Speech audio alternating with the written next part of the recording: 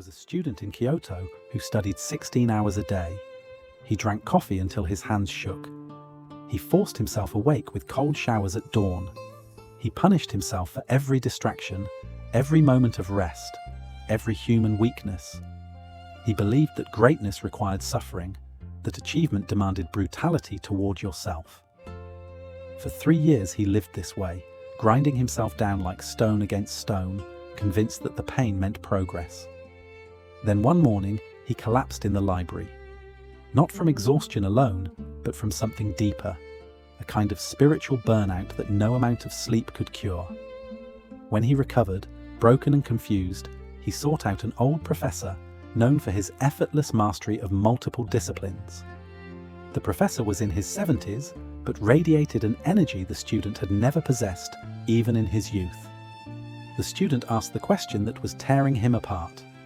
"Sensei, I work harder than anyone I know. I sacrifice everything. Why do others who seem to work less achieve more? Why does my hard work feel like pushing a boulder uphill while they seem to dance up the mountain?"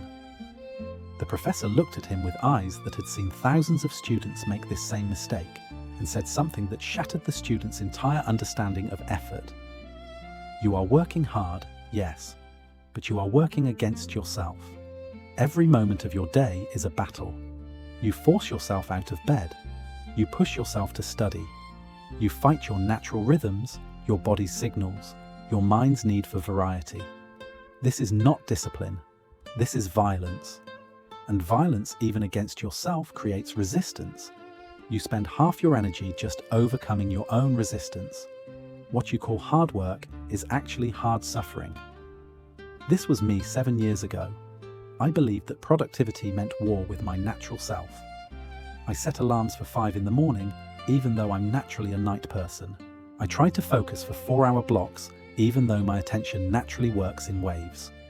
I eliminated everything enjoyable from my routine because I thought discipline meant deprivation.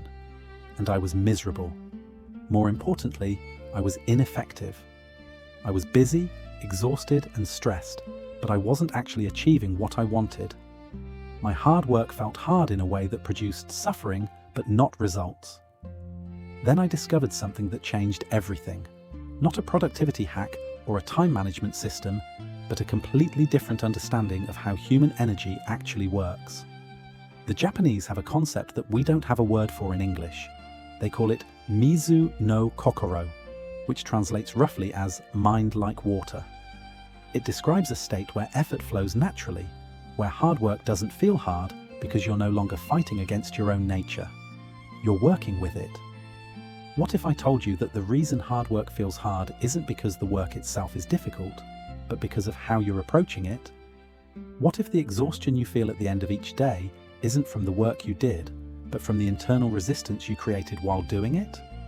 What if there was a way to accomplish twice as much while feeling half as drained, not by working harder or even smarter, but by removing a silent habit you didn't even know you had? The silent habit I'm talking about isn't procrastination or distraction or lack of discipline. It's something far more subtle and far more destructive. It's the habit of turning every action into a battle, of approaching your work, your goals, even your daily routines as things you must force yourself to do. This creates a constant state of internal friction, where part of you is pushing forward and another part is pushing back. It's like trying to drive with one foot on the gas and the other on the brake.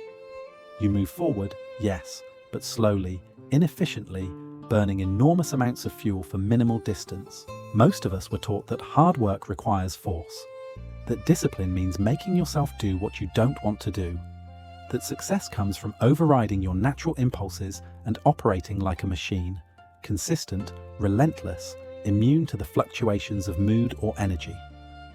This sounds inspiring in motivational videos, but it's fundamentally misaligned with how human beings actually function. And this misalignment is costing you more than you realize. Consider the people you know who seem to accomplish extraordinary things without appearing stressed or exhausted. The writer who produces a book every year while working a full-time job. The entrepreneur who builds multiple successful businesses while maintaining close relationships. The artist who creates prolifically while others struggle to finish a single piece. What's their secret? It's not that they work harder, it's not even that they have more discipline. It's that they've discovered how to eliminate the internal friction that makes work feel like suffering. The Japanese understanding of effortless effort, what they sometimes call mushin or no mind, describes a state where action flows naturally without the interference of self-conscious forcing. A master swordsman doesn't think about each movement. A tea ceremony practitioner doesn't force concentration. They've practiced so deeply that the action has become part of them, requiring no more effort than breathing. But here's what most people miss. This isn't just about mastery through years of practice. It's about a fundamentally different relationship with effort itself. Before I show you how to apply this to your own life, how to transform your hard work from exhausting to energizing, I want to invite you to subscribe to this channel. Like this video if you're ready to discover a completely different way of achieving your goals. And comment below telling me what work in your life feels hardest right now.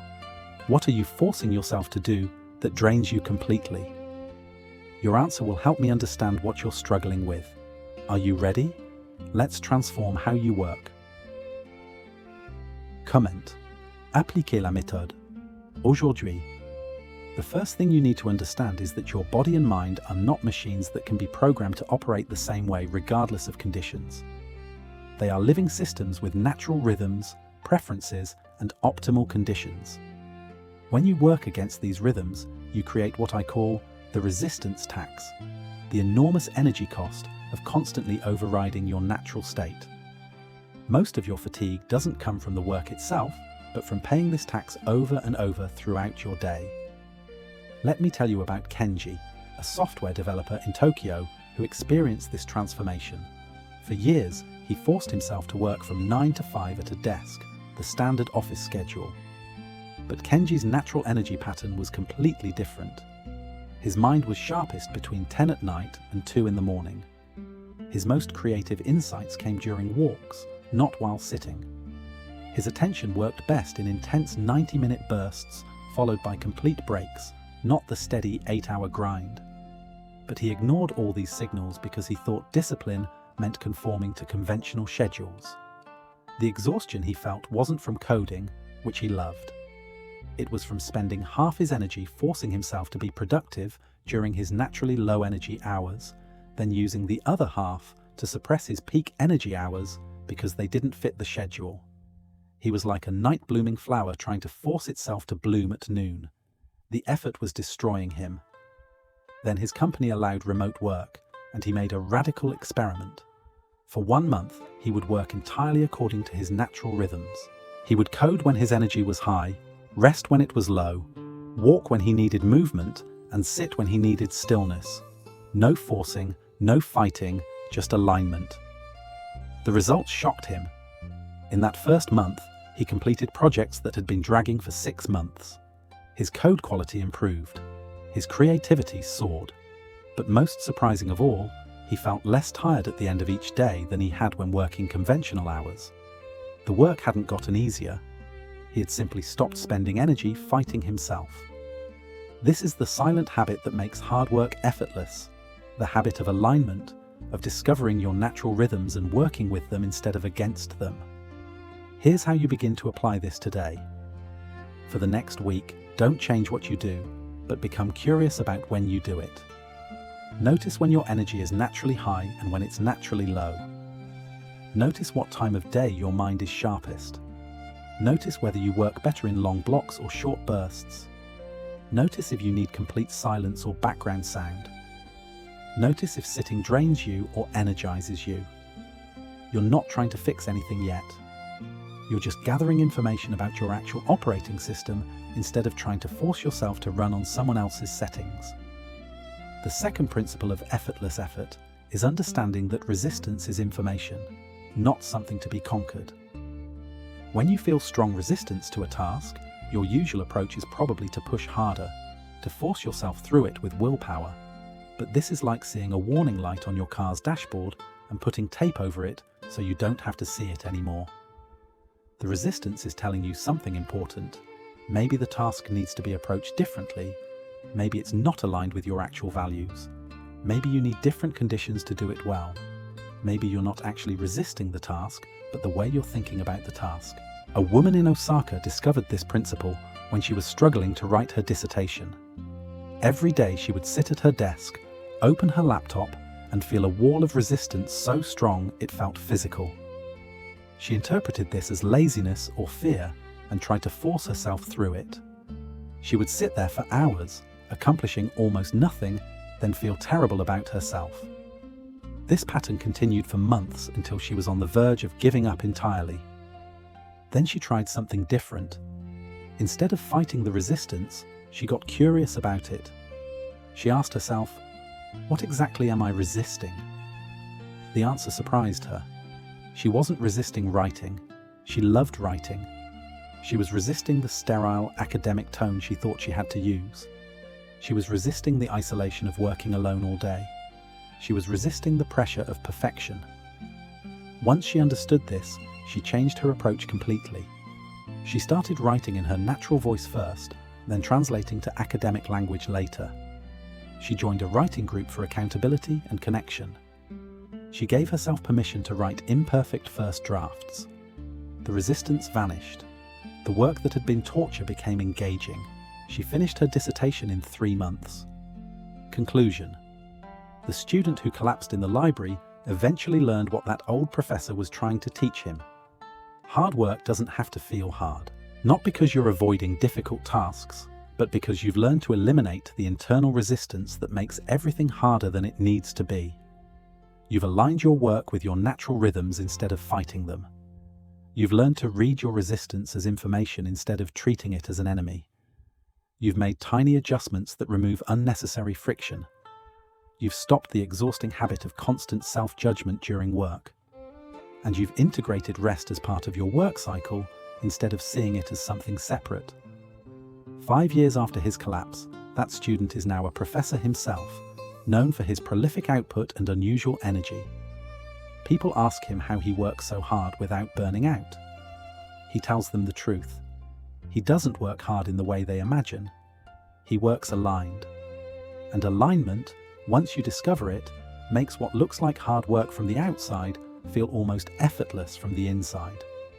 This isn't magic. It's not a special gift only some people have. It's simply the natural result of removing the silent habit that makes everything harder, the habit of fighting yourself while trying to move forward. If you're ready to discover your own path to effortless effort, to stop exhausting yourself through misalignment and start working with your nature instead of against it, then subscribe to this channel. Click the bell so you don't miss the next video where I'll show you exactly how to identify your personal rhythms and design your day around them. And tell me in the comments, what's one small change you could make today to reduce internal friction in your work? What's one way you've been fighting yourself that you're ready to stop? Your answer might be exactly what someone else needs to hear. Thank you for being here. I'll see you in the next video on the path to effortless achievement.